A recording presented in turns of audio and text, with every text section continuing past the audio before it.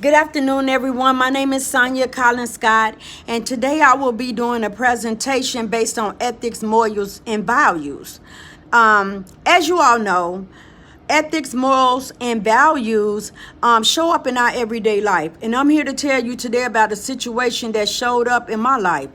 I was working for a nonprofit methadone maintenance program. I will not mention the name because I will not break their anonymity, but I was hired as a methadone counselor, and I had a caseload of 46 patients, and my role of this job was to counsel them, see the client, do assessments. They already had projective treatment plans, so basically a projective treatment plan is across the board, is already made out because it's a methadone clinic, and only thing the counselor had to do was go over the treatment plan with the client after the assessment and get them to sign off on it, and then refer the client downstairs to the doctor so the client could get dosed.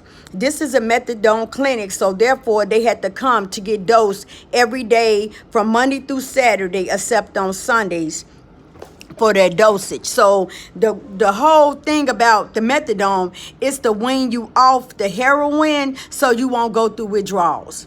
So when I was working there, I had a caseload of 46 when I started.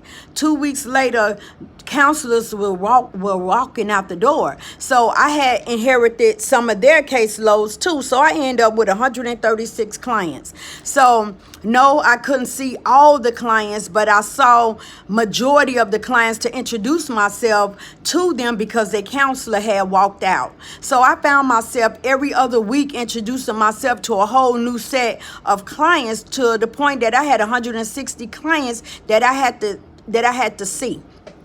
So how my integrity and my ethics and everything I stood for was about to be compromised, because the clients came to see me, and they have to sign in, the time in and the time out, and they supposed to see me for at least 30 to 45 minutes. The clients come in.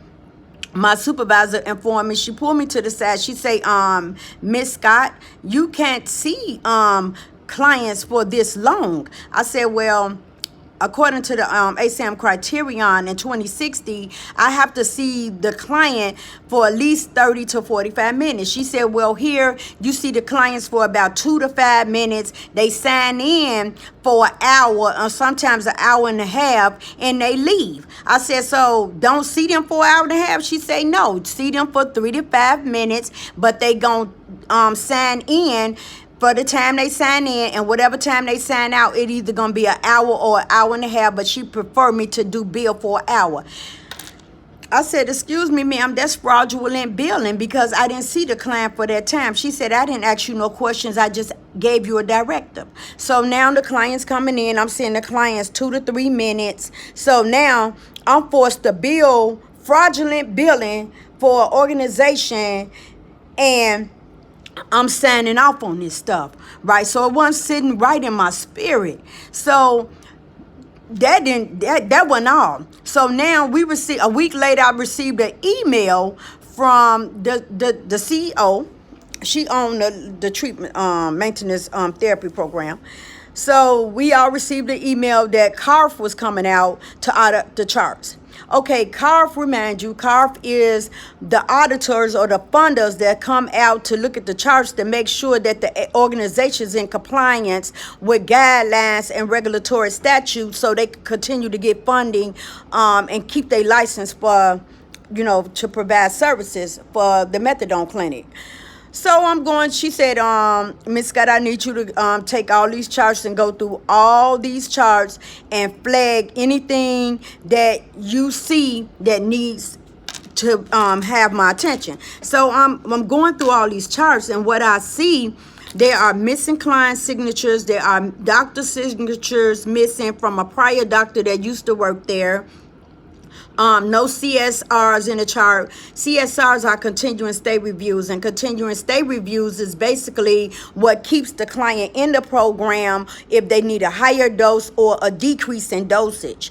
So none of those was in the charts. So how my ethics was compromised again was she wanted me to sign off on all the missing signatures from counselors that walked out. I told her no, I couldn't do that. She said, "Are you disobeying the directive?" I say no, I'm standing up for myself, which I should have did in the beginning. I did some things for you the first time that you know what was wrong and I know was wrong, but it's based on my integrity, my character, my license, and everything that I stand for. I say, I'm not trying to tell you, ma'am, how to run your business, but you are wrong for asking me to sign off on stuff that I wasn't here. I wasn't even working in the agency in 2014. She said, well, you either sign the documents or you can find you a new job. I said, thank you. It was nice working for you for the time that I worked for you, but it's time for me to go. So I packed my stuff and I left, and they didn't give me my last check. But you know what? That was okay, because one thing about it, I had to leave, because if you start doing scrupulous stuff and, you know, going against everything you stand for, then it's a problem. So that job wasn't for me. So I walked out. And the key players in this role was the supervisor, her staff that was already there. They were signing off on some of the charges, but I just couldn't do that. They didn't have a CADC, so they didn't have nothing at stake, but I did. How did this make me feel? This made me feel bad. I felt so bad because I did initiate and do it in the beginning when I should have told her no. But I did it because I needed the money. I didn't have no income, and I was about to be homeless. So some things is not worth, your integrity. Even though I needed the money, I just knew the God that I served was going to get me another job, so I walked out. Was there a resolution? Yes. The resolution was, no matter where I go, I need to research these organizations before I put in an application, or when I see some things that I don't like, try to address it. But in this situation, there was nothing I could do. I either get in line with what this woman wanted me to do or leave. And I did the best thing that I needed to do, and that was leave. And what I would have approached things differently, I tried, but it was too late. The auditors was coming out, and I wasn't informed in a good time. But either if I was informed or not, no, there was no other way to do that, because I still was going to either lose my job or walk out. I can't wait to hear y'all feedback. Thank you.